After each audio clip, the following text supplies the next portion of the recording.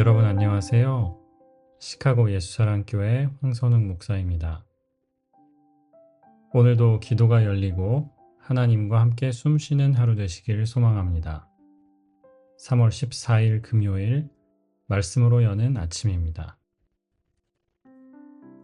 오늘 우리에게 주시는 하나님의 말씀은 요한복음 21장 5절에서 7절의 말씀입니다.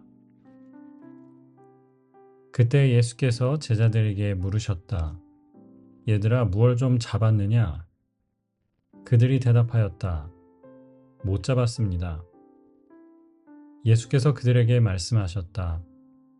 그물을 배 오른쪽에 던져라. 그리하면 잡을 것이다. 제자들이 그물을 던지니 고기가 너무 많이 걸려서 그물을 끌어올릴 수가 없었다. 예수가 사랑하시는 제자가 베드로에게 저분은 주님이시다 하고 말하였다.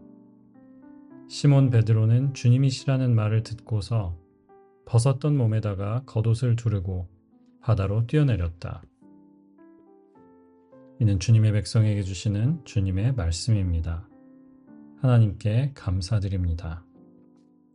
이제 요한복음의 마지막 21장에 왔고요. 사실은 요한이 전해주고자 했던 예수님 이야기는 다 끝이 났습니다. 예수님은 십자가에 죽으셨고 또 부활하셨습니다. 막달라 마리아에게 또 제자들에게 나타나 주셨습니다. 요한복음 21장 마지막 장인데요. 이 장은 말하자면 에필로그 같은 장입니다. 이미 저자가 다루고자 하는 이야기는 다 끝났지만 이야기가 끝난 중에 아직 해결되지 않은 갈등이 남아있는 거지요. 이제 그것들을 해결하는 장면이 나오는데요. 그 갈등 중에 하나가 뭐냐? 배신한 제자들의 미래였습니다. 베드로가 대표적이지요. 십자가를 향해 가시는 주님을 따라가면서 두려웠습니다. 무서웠어요. 그래서 예수님을 3번 부인했고 그리고 나서 다시 갈릴리로 가서 자기 본업으로 돌아가지요. 너는 이제부터 사람을 낚는 어부가 될 것이다 라고 불러주셨는데 그 부르심을 등지고 자기의 원래 직업으로 사람을 낚는 어부가 아니고 물고기 낚는 어부로 돌아간 장면이 나옵니다. 이들을 어떻게 하시느냐? 주님은 한 명 한 명 만나서 다 회복시키신다는 거죠. 이게 사실은 21장의 메시지입니다. 초대교회에 주시는 메시지가 뭐였을까요? 예수님을 믿다가 낙심한 사람들도 있었고 신앙을 포기하고 박해와 또 어려움들이 너무 힘들어서 믿음을 버리고 공동체를 배신한 사람들도 있었을 겁니다. 그 사람들에게 주는 저는 메시지였을 거라고 생각해요. 너희들이 넘어졌지만 베드로를 봐라. 혹은 도마를 봐라. 가장 가까이에서 예수님을 보고 예수님께 배웠던 그 제자들도 실수했었다. 그러나 주님이 친히 그들을 찾아오셔서 다시 회복시켜 주시고 다시 새로운 사명을 주셨다. 우리에게도 주시는 같은 말씀이라는 생각이 들어요. 제가 전에 요한복음의 어떤 함축적인 또 시적인 표현들에 대해서 한번 말씀드린 적이 있는데요. 오늘 5절에도 그런 표현이 나옵니다. 예수님께서 사명을 저버리고 다시 자기의 본업으로 돌아갔던 제자들에게 물으세요. 얘들아, 무얼 좀 잡았느냐? 라고 물으십니다. 우리말로 맛깔나게 번역해 본다면 밥은 먹고 다니냐? 이렇게 할 수 있겠죠. 너네 물고기 몇 마리 잡았니? 요즘 장사가 어떠니? 이 말이 아니죠. 너희 인생의 배에 현재 뭐가 있냐라는 질문입니다. 마치 아담과 이브가 범죄한 이후에 자신들이 벌거벗었다는 것을 알게 되지요. 그리고 말도 안 되는 것으로 자기 자신들을 가린 다음에 하나님으로부터 숨습니다. 그때 하나님께서 아담에게 물으시잖아요. 아담아, 내가 어디 있느냐? 로케이션을 묻는 질문이 아니죠. 지금 너 어디 숨어 있니? 어느 나무 밑에 있니? 그게 아니고 내가 지금 영적으로 어디에 있느냐? 내가 지금 너와 나의 관계에서 어디쯤 있느냐고 물으시는 거예요. 그 다음 장에 가서 가인이 아벨을 죽인 이후에 하나님께서 가인에게 나타나셔서 물으시죠. 내 아우가 어디에 있느냐? 똑같은 질문입니다. 너 아벨 봤니? 아벨 어디 있니? 이 질문이 아니고 너가 뭐 했니? 왜 그 동생을 사랑해주지 못하고 지켜주지 못하고 그렇게 했니? 라고 물으시는 거죠. 주님은 오늘 우리에게도 물으십니다. 얘들아, 무얼 좀 잡았느냐? 아마 이렇게 물으실 겁니다. 너희 인생의 배를 내가 사명선으로 불렀다. 하나님의 나라를 지고 가는 그런 배로 불렀다. 그 배에 무엇이 있느냐? 7절에 베드로가 이 질문에 대답하지요. 이제 드디어 주님이시라는 것을 알게 돼요. 그때 베드로가 어떤 행동을 합니까? 몸에다가 겉옷을 두르고 바다로 뛰어내립니다. 두 가지 행동이 들어있죠. 벗고 있었던 몸에 겉옷을 두르는 것. 지금은 부끄러운 자기 모습입니다. 예수님을 부인했고요. 사명의 자리를 떠났습니다. 거기까지 주님이 찾아오시지 않았으면 하는 마음이었을지도 몰라요.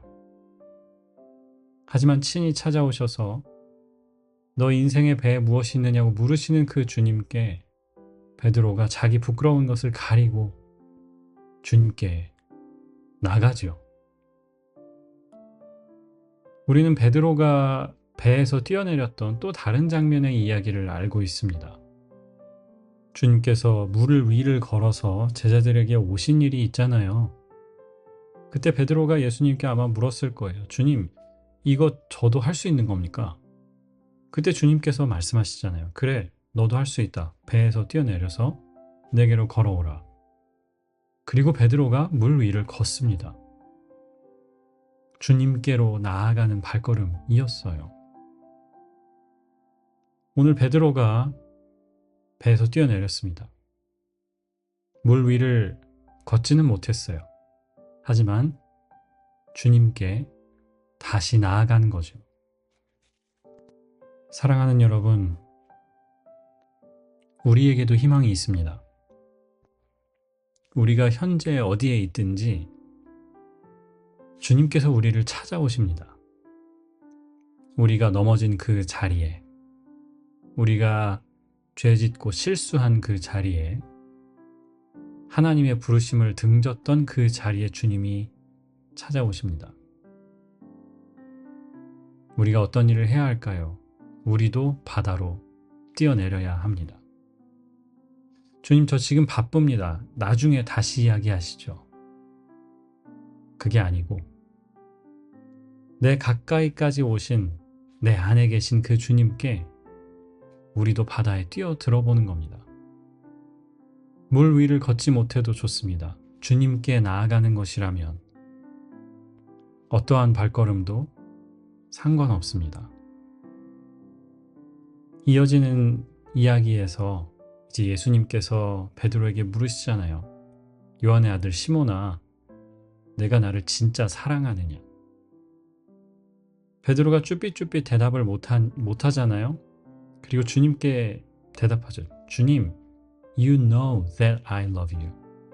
네, 제가 주님 사랑합니다. 이렇게 말을 못해요. 양심이 있는 거죠. 그래서 주님, 제가 주님 사랑하는 거 아시지 않습니까? 왜 물어보세요? 이렇게 대답해요. 주님이 재차 물으시면서 베드로가 사랑한다고 말해주기를 바라시잖아요. 그런데 베드로가 끝까지 대답을 못합니다. 확실하게 대답을 못해요.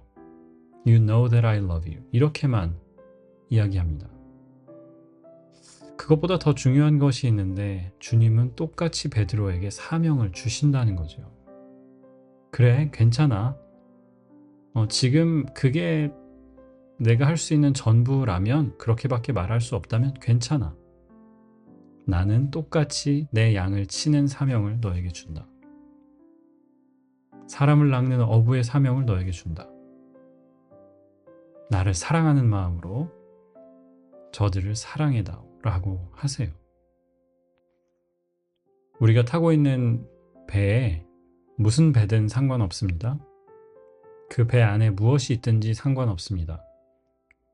주님은 우리를 찾아오시고 우리를 부르고 계세요. 배에서 뛰어내려서, 말이 좀 이상하죠? 배에서 뛰어내려서 주님이 주시는 사명을 향해 가는, 또 회복을 향해 가는 우리가 되기를 소망합니다. 기도하겠습니다. 주님, 저도 찾아와 주옵소서. 우리 인생의 배에 주님의 사명이 담기기를 원하고 하나님의 은혜가 담기기를 원합니다. 그 은혜로 변화된 우리의 흔적들이 담기기를 원합니다. 주님, 오늘 하루 모든 것 주님께 맡깁니다. 주님께서 주장하여 주시고 주의 은혜로 덮어 주옵소서. 예수 그리스도의 이름으로 기도합니다. 아멘.